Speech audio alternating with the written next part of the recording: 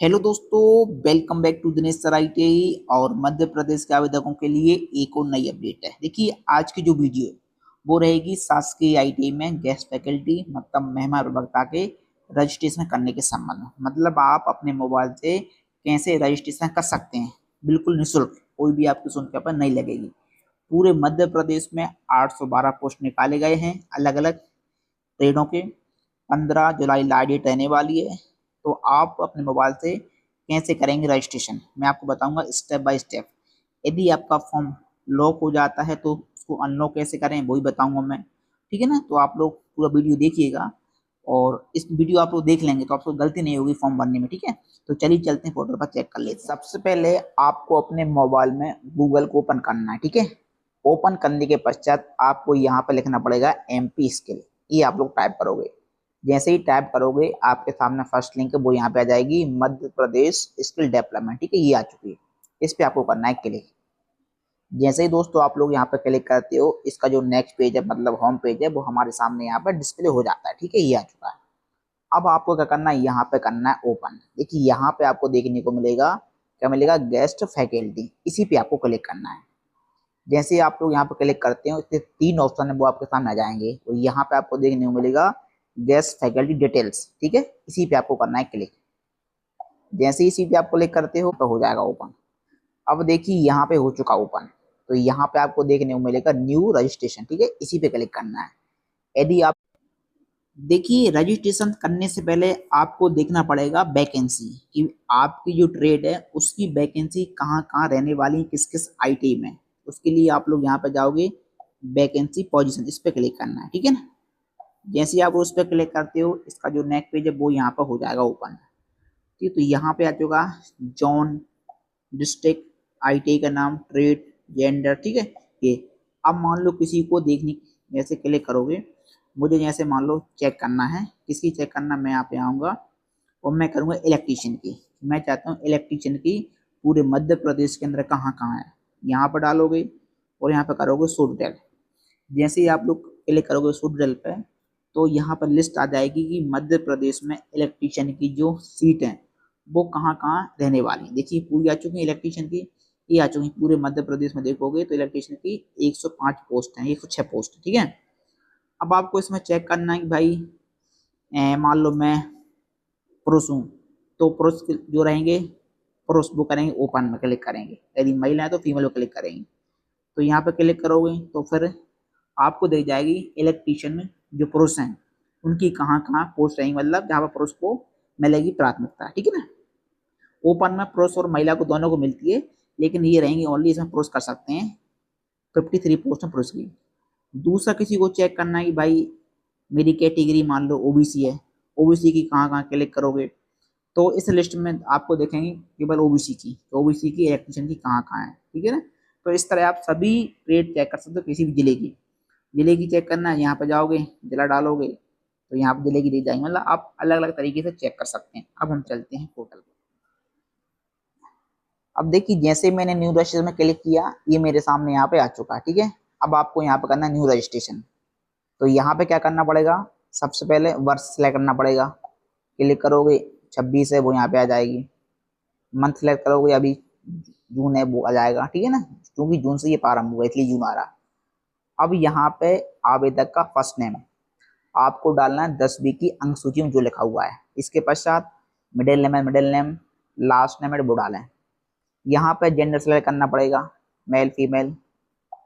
ठीक है, इसके पश्चात बैक आओगे, यहाँ पे डालना पड़ेगा जेंडर्स। ठीक है, मेल, और यहाँ पर डालनी है डेट ऑफ बर्थ, और यहाँ पे मैरिट अनमैरिड। ठीक है, वो सेलेक्ट कर लें यहाँ पे। इसके पश्चात यहाँ पे आओगे तो आपको डालना पड़ेगा यहाँ पे फादर्स नेम। ठीक है, ये डालना है, मदर्स नेम डालना है जो अंक सूची 10वीं अंक सूची में, और यहाँ पे आपको डालना कैटेगरी। तो तुम कौन कौन सी कैटेगरी, SC। ठीक है, SC कैटेगरी से आते हैं ये। और इसके पश्चात यहाँ भी करूँगा मैं SC कैटेगरी, और यहाँ पर डालना है मोबाइल नंबर जो आपका चालू हो, जो प्रॉपरली 2-3 महीने चालू रहे, क्योंकि कभी भी आपके लिए कॉल आएगा ज्वाइनिंग के लिए। यहाँ पर डालनी है आपको ईमेल ID वैलिड जो सही हो आपकी, क्योंकि इसी पे मैसेज आएगा ज्वाइनिंग के लिए ठीक है, आप लोगों के लिए।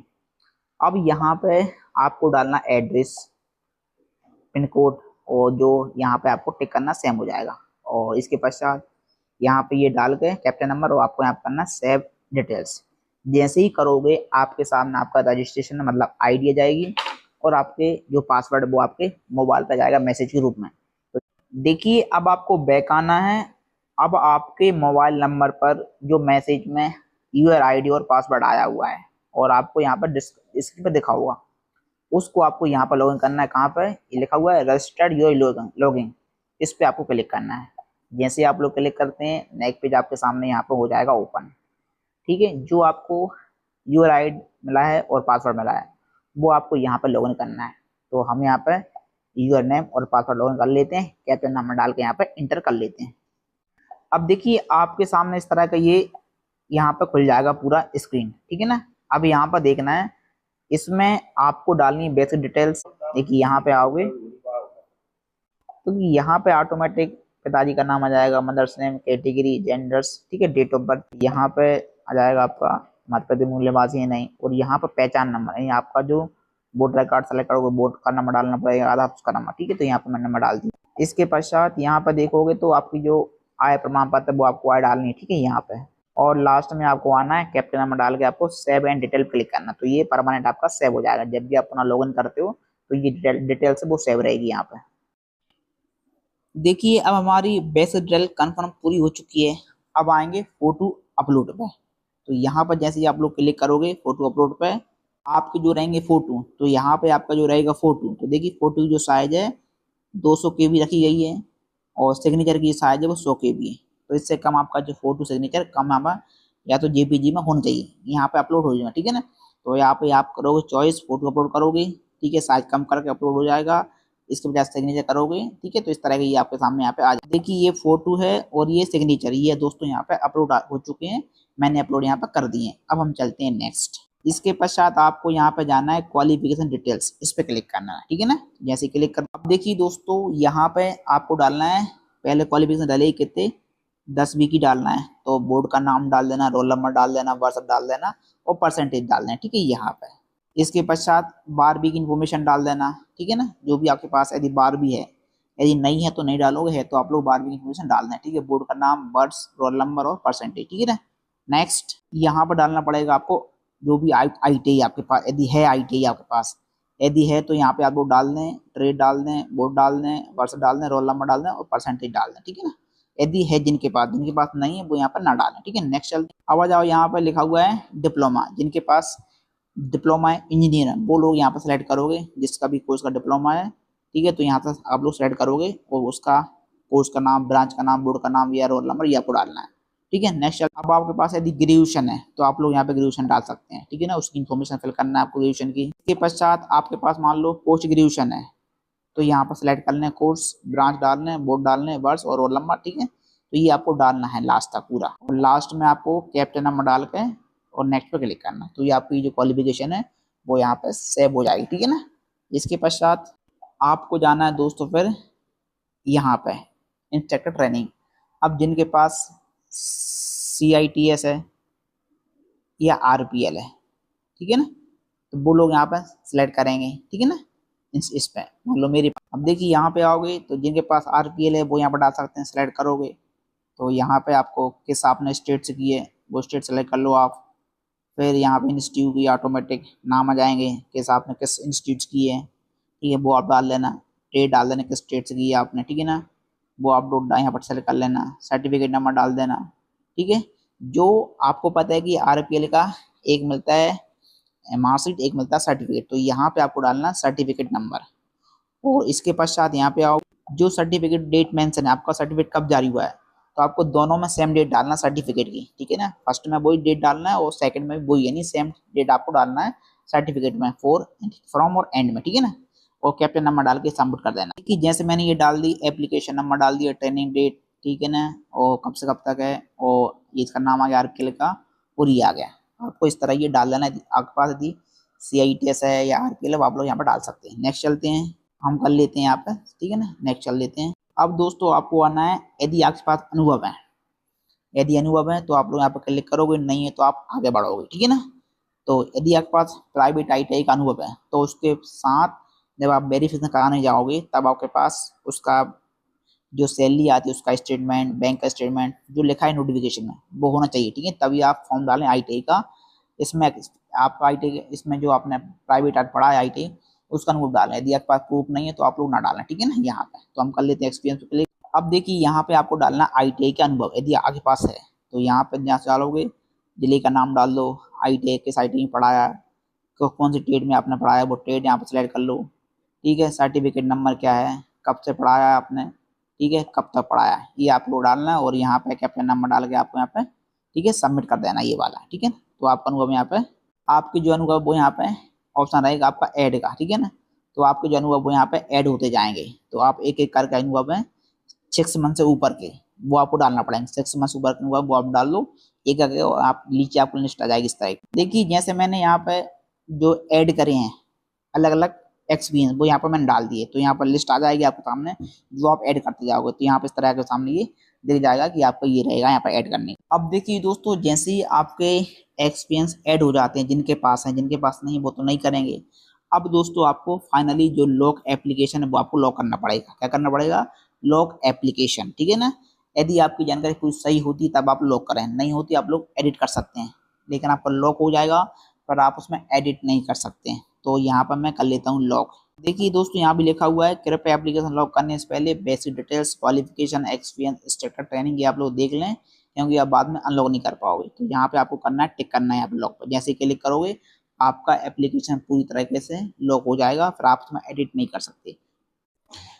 अब देखिए दोस्तों जिन लोगों का एप्लीकेशन यहाँ पर लॉक हो चुका है उन आवेदकों को दोस्तों अब करना पड़ेगा रजिस्टर्ड चॉइस। इस पर जैसे ही आप लोग क्लिक करोगे फिर आपके सामने जो भी आपने क्वालिफिकेशन डाली हुई, किसी ने डिग्री डाली हुई, किसी ने डिप्लोमा डाला, किसी ने डिग्री डिप्लोमा आईटीआई डाली हुई, यदि तीनों डाली हुई तो आपको तीनों में से किस आधार पर आप लोग इसमें आवेदन करना चाहते हैं, क्या डिग्री के आधार पर या डिप्लोमा के आधार पर या आईटीआई के आधार पर। उस पर जो आपके सामने उसको जो क्वालिफिकेशन होगी उसके सामने दोस्तों यहाँ पर गोल बने होंगे, तो जिसके आधार पर करो उस पर आपको टिक करना है ओनली। तो ये इसी के आधार पर आपका सिलेक्शन होगा, इसमें मेरिट बनेगी इसी आधार पर, ठीक है ना। जैसे ही दोस्तों टिक करोगे फिर आपके सामने बहुत सारी आईटीआई खुल जाएंगी। अब उसमें से आपको मैक्सिमम 15 आपको सिलेक्ट करना है, तो 15 सेलेक्ट कर लेना, चेक बॉक्स पर क्लिक कर देना। जैसे ही क्लिक करोगे आप लोग चेक बॉक्स पे, फिर आप लोग उसको फाइनली क्या करोगे, उसको रजिस्टर्ड चॉइस लॉक कर दोगे। क्या करोगे, यहाँ पे लॉक कर दोगे फाइनली जो आपके आईटी सेलेक्ट आपने किए हैं, ठीक है ना। तो जैसे ही लॉक हो जाएंगे फिर आप लोग यहाँ पे दोस्तों प्रिंट आप लोग यहाँ प्रिंट कर लेना, ठीक है ना। तो आपके सामने इस तरह की ये प्रिंट है वो आ जाएगा। तो दोस्तों आपके सामने इस तरह का जो प्रिंट है वो यहाँ पे आ जाएगा और आपको प्रिंट करवा कर रख लेना। और यहाँ पे लिखा होगा नॉट वेरीफाई, क्या लिखा है? Not verify. अब दोस्तों आप लोगों को आपके जो भी नजदीकी शासकीय आईटी है उसमें आपको जाना है, समस्त डॉक्यूमेंट जो जो आपने इसमें अटैच करे हैं, जो जो आपने इन्फॉर्मेशन भरी है सभी डॉक्यूमेंट लेकर आपको जाना है, 2 सेट कॉपी लेके जाना है और वहाँ पे आपको कराना है वेरीफाई। देखिए जैसे ही आप लोग वेरीफाई करा लोगे तो यहाँ पर दोस्तों जैसे ही आपका हो जाएगा फॉर्म वेरीफाई, ठीक है ना, तो दोस्तों यहाँ पर दे जाएगा लिखा हुआ वेरीफाई। आप आईटीआई में जाओगे वहाँ पर कराओगे वेरीफाई, तो यहाँ पर लिखाएगा वेरीफाई। जिन लोगों का होगा वेरीफाई उन्हीं दोस्तों आवेदकों का मेरिट में नाम आएगा और यहाँ पर लिखी हुई डेट कब आपका वेरीफाई यहाँ पे हुआ है, ठीक है ना।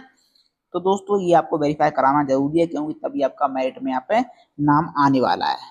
अब देखिए हम बात कर लेते हैं क्या होता है कि बहुत से आवेदकों का फॉर्म लॉक हो जाता है, तो अनलॉक करने के लिए वो स्वयं तो अनलॉक नहीं कर पाएंगे, उनके लिए उनको शासकीय आईटीआई में जाना पड़ेगा और वहां से जो भी ट्रेनिंग ऑफिसर वेरीफाई करेगा वो उनकी आईडी से ही आपका जो फॉर्म है वो अनलॉक हो जाएगा।